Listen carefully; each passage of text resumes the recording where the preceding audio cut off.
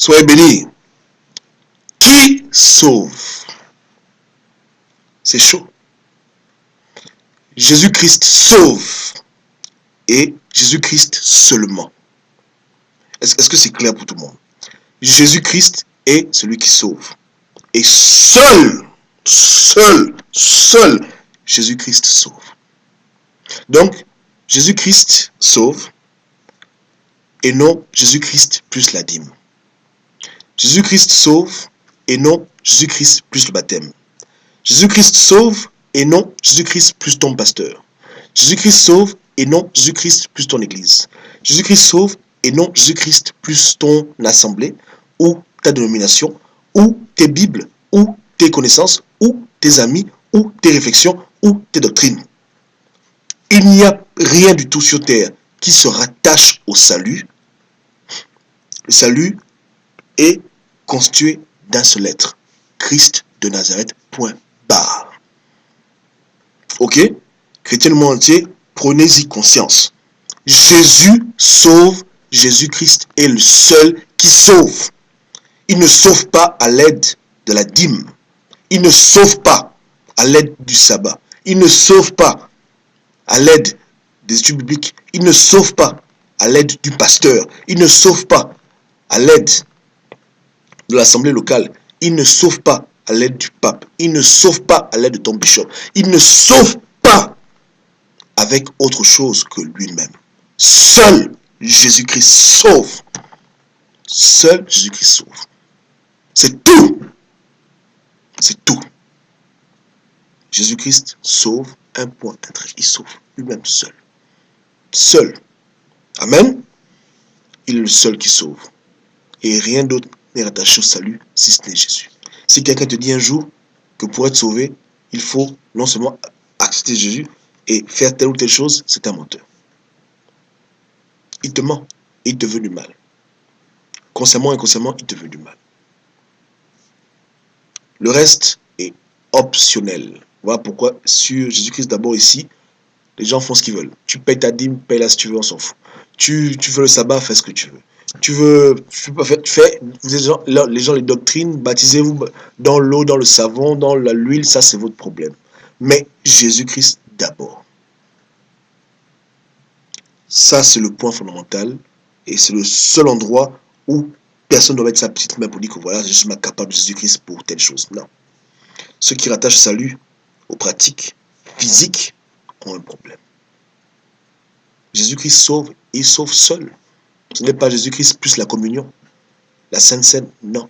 Ce n'est pas Jésus-Christ plus tes réflexions, ce n'est pas Jésus-Christ plus le baptême, ce n'est pas Jésus-Christ plus ta foi, ce n'est même pas Jésus-Christ plus tes efforts. C'est Jésus-Christ seulement qui sauve, seul et unique. Si on rattache à Jésus autre chose pour le salut, c'est que son sacrifice sur la croix était en vain. Parce qu'on va bien dire qu'on a complété son sacrifice. Personne n'a rien complété du tout. Il était lui-même à la fois sacrificateur, en même temps agneau, en même temps instigateur, en même temps récipient du sacrifice, de l'Holocauste qui s'est fait à lui-même. Il a rempli tous ses rôles. Et dans tout ce qu'il a fait, il n'a eu besoin de l'aide de personne. Personne. Et il n'a jamais rattaché son sacrifice pour nous, qui nous rachète seul et seulement à des pratiques humaines. Les chrétiens se divisent trop pour les choses qui n'ont pas de sens. Comprenez? Pour des dogmes, des doctrines, les gens vont dire que voilà, tu tords le sens d'écriture. Donc les gens sont trop dans les trucs inutiles. Là. Mais fondamentalement, seul Jésus-Christ sauve. Après, tu es libre de faire ce que tu veux. La sainte doctrine, tu prends la Bible, tu lis, tu cherches, Dieu va te guider. Fais comme tu veux. Amen. Tu as les longs cheveux, fais ce que tu veux. Rouge à lèvres, pantalon, tout ça, on s'en fout. Mais comprends bien une chose, c'est que c'est Jésus-Christ qui sauve seulement. Il y a des gens qui sont là avec la perdition, là, ils veulent à tout prix vouloir faire croire aux gens que c'est Jésus plus autre chose qui donne le salut. C'est faux. C'est Jésus-Christ qui sauve. Un point trait. Amen. Au ciel, il y aura des gens qui, toute leur vie sur terre, ont porté des pantalons ou qui ont mis de rouge à lèvres. Il y aura aussi des gens sur terre qui n'ont jamais mis de rouge à lèvres, qui n'ont jamais porté de pantalon. Ce sont les hommes qui veulent à tout prix vouloir rattacher au salut leur propre conception de la sainteté, de la justice, mais Dieu n'est pas dedans. Donc, franchement, faites ce que vous voulez, mais rappelez-vous que c'est Jésus-Christ qui sauve, seul et unique sauveur. Et il ne sauve pas avec quelque chose, il sauve lui-même, de façon complète. Maintenant, être sauvé est une chose, maintenant rester sur le chemin qui mène au royaume des cieux, c'est une autre chose. Vous comprenez? C'est une autre chose. Mais ce n'est pas à cause de la sainte doctrine que des gens vont être égarés.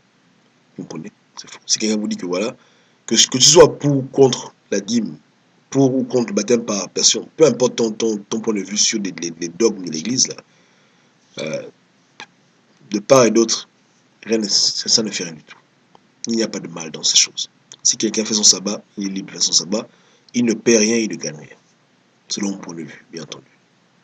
Si quelqu'un paie sa dîme, il ne gagne rien, il ne paie rien. Il y a quel danger il y a dedans? Hein? Dieu va frapper les gens parce que quelqu'un paie la dîme, parce que quelqu'un observe le sabbat. Ça n'a même pas de sens. Dieu n'est pas dans de bêtises. Dieu pense aux choses plus importantes que ça. Vous comprenez? Ah oui, si tu portes un pantalon vert, le problème avec Dieu, non. Voilà, c'est ça la loi. C'est ouvert, les gens trient, ils vont dire, voilà, chacun fait ce qu'il veut.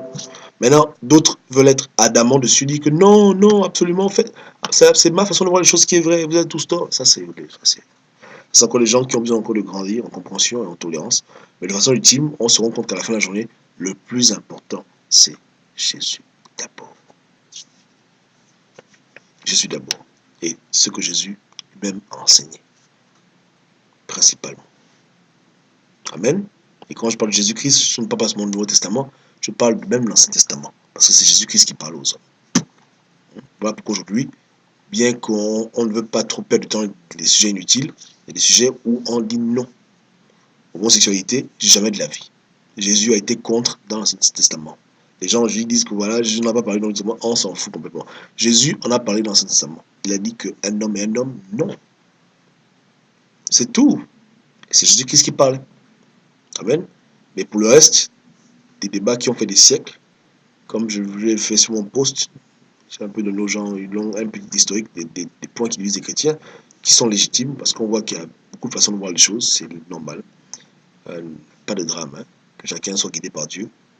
Mais plus important, ne faisons pas de prosélytisme, ne cherchons pas à imposer aux gens nos convictions, en pensant que nos convictions sont celles qui donnent la vie. Celui qui donne la vie, c'est Jésus, non pas notre façon à nous d'interpréter sa volonté divine. Amen. Amen. Et amenons les païens à Christ. Si tu m'écoutes maintenant, tu n'es pas sauvé, je t'invite à Jésus-Christ de Nazareth. Cherche-le et il te trouvera. Soyez bénis.